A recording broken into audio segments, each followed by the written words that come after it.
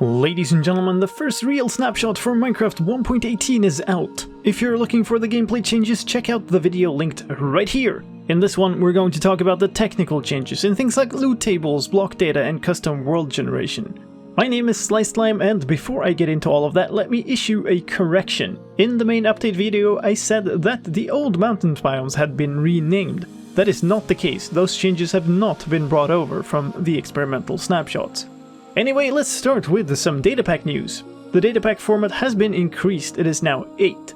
This is related to a change in loot table formats where the loot table functions set contents and set loot table now require a new field called type. The value of this field must be a valid block entity type such as chest or shulker box. This change was done to make sure that data can be properly upgraded between versions. Some news for commands too. The length limit has been removed for scoreboard names, score holder names, that is so-called fake names, and team names. There's some changes to block data as well in this version. Spawners now have a new data field in the SpawnData and SpawnPotentials list called Custom Spawn Rules. That object can currently contain block light limit and skylight limit, both integer range fields that specify the minimum and maximum light levels required to spawn. Both minimum and maximum limits are inclusive. The SpawnPotentials format has also been changed to be more similar to the format of other weighted lists, which means that the weight has been separated from the rest of the data, which you can now find in the data subfield. The contents of the spawn data has also been moved to the entity subfield to match the same format. Alright, before I continue, let me take a quick moment to remind you that if you hit the like button, then YouTube will be nice and show this video to more people, so I'd really appreciate that. Let's talk about fonts! There's a new font included with the game. It is called Illager Alt, and it's the rune-like font from Minecraft Dungeons. You can currently only access this font by using it through a command, like for instance tellraw or title. In tag news, only a single one, the Lava Pool Stone Replaceable tag has been renamed to Lava Pool Stone Cannot Replace to actually match its functionality. There's new performance monitoring functionality in this version as well. A new startup option has been added called --JFR profile, and there is a new /JFR command to start profiling with the Java Flight Recorder. This lets you use the standard Java tools for monitoring both the default events and some custom events added specifically for Minecraft. You can find more documentation about this in the official changelog. You'll find a link to that in the description.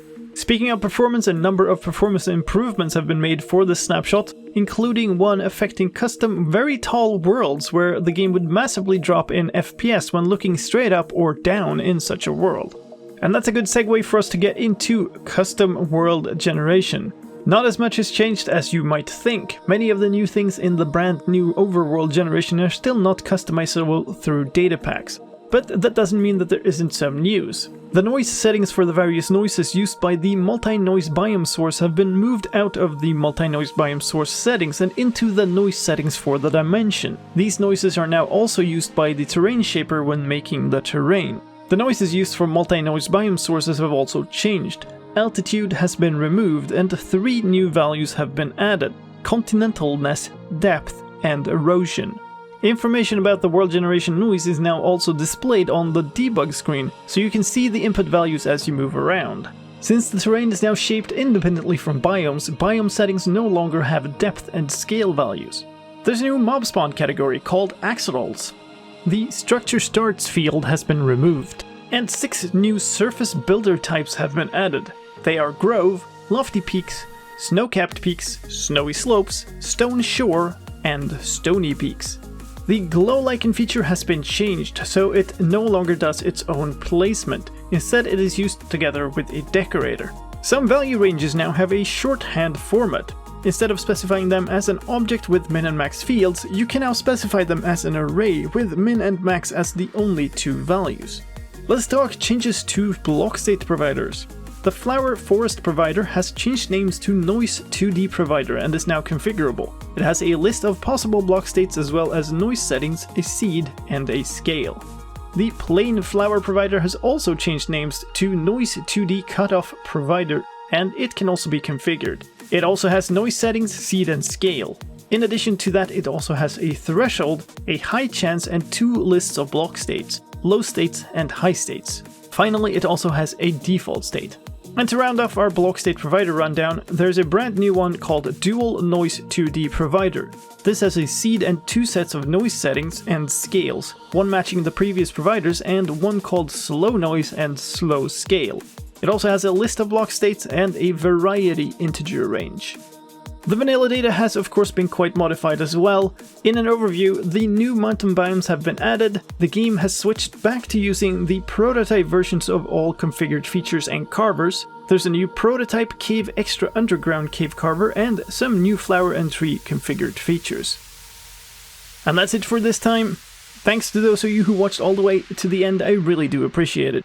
If you enjoyed the video, why not check out another one of my videos that you might like? Try this one, for instance. Center of house, center of tower, center of house, center of massive dang tower.